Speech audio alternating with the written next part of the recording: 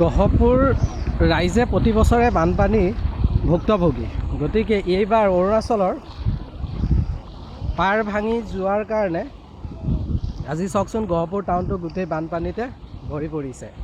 গতিকে এই এনেকুৱা বানপানী যদি প্ৰতি বছৰে হয়, ৰাইজৰ ক্ষয়ক্ষতি হয়, ব্যৱসায় প্ৰতিষ্ঠানৰ সমূহ গোটেই ভুক্তভোগী হৈ আছে ৰাইজে। চব তাত দোকান খুলি পেলাই বহি আছে। গতিকে আপোনালোকে চাওকচোন কি কৰিব, এনেকুৱা পানী হৈছে গহপুৰত।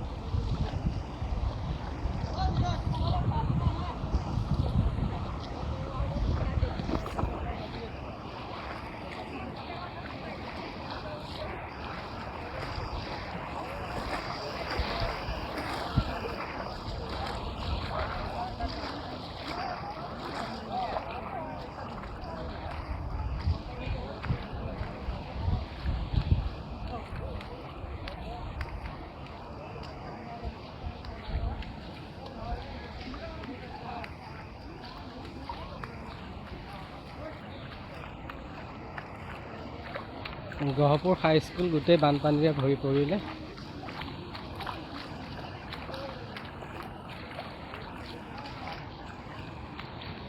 হাইস্কুল ফিল্ডৰ পানী চক।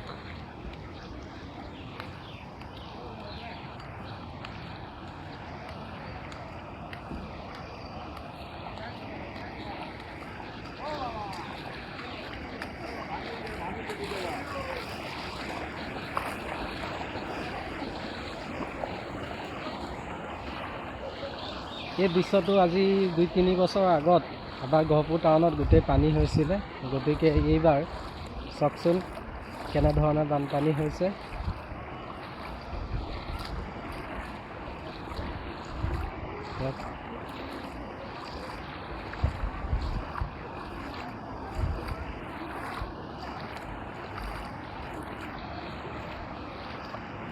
এনে পানীৰ নিউজবোৰ আমাৰ চেনেলত পাই থাকিব, আৰু এই পানীৰ নিউজৰ খা খবৰ পাই থাকিবৰ কাৰণে আমাৰ চেনেলটো ছাবস্ক্ৰাইব কৰিব আৰু বেল আইকনটো ক্লিক কৰি দিব।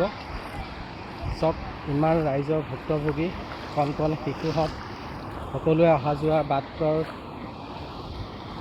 সুবিধাৰ সন্মুখীন হৈছে। পানী কেনেকুৱা হৈছে? হয়,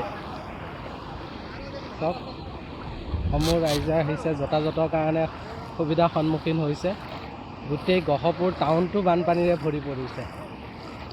এয়া চাওক গহপুৰ টাউন, গহপুৰ হাই ছেকেণ্ডাৰী স্কুলৰ গোটেই ড্ৰেইনৰ পানী চৌদিশত চাওকচোন।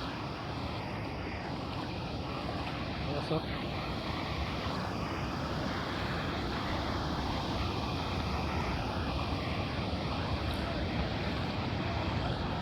গোটেই ফাৰ্মাচীসমূহ গোটেই বানপানী ভৰি পৰিছে পানী। ৰাইজে নোৱাৰি, নৱপ্ৰজন্ম আমাৰ যুৱ মৰ্চাৰ এজন কৰ্মীও তেওঁ এটা প্ৰয়াস কৰিছে ৰাইজক সহায় কৰিবৰ কাৰণে। গোটেই সমূহ ৰাইজক চাওকচোন।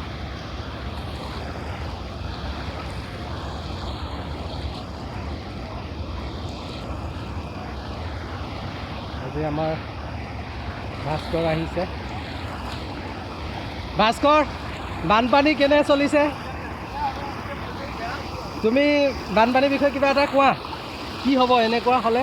বিশেষকৈ বিভাগীয় কৰ্তৃপক্ষই ইয়াৰ ওপৰত গুৰুত্ব প্ৰদান কৰিব লাগিব। হয়, আৰু চকম নদীখন বুলি নহয়, গহপুৰত যিকেইখন সৰু সৰু নদী আছে, হয়, সেই নদীকেইখন যদি পাহাৰৰ পৰা বৈ আনি যদি ব্ৰহ্মপুত্ৰত পেলাই দিব পাৰে, তেতিয়া নিশ্চয়কৈ কোনো বানপানীৰ সমস্যা নাথাকিব। গহপুৰত নদী বুৰৈ, তাৰপিছত আহি ব্ৰহ্মাজান, গহপুৰত চকম, ফুলেঙি আৰু ইফালে দুখনমান সৰু সৰু এই নদীখিনি যদি পৰিকল্পিতভাৱে এটা যদি